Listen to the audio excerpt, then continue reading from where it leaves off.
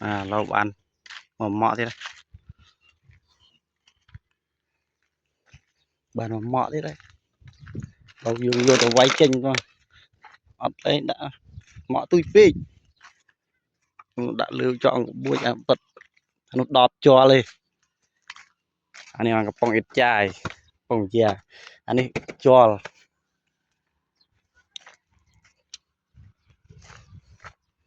lâu vô tàu vay chênh nó, lâu,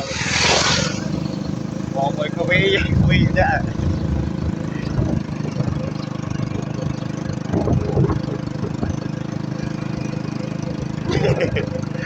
Đặc biệt đã bia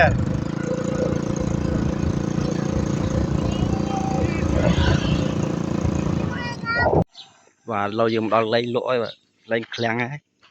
và lâu mi toàn mô đi lâu dùng nó chăm mi sân tình học hay mơn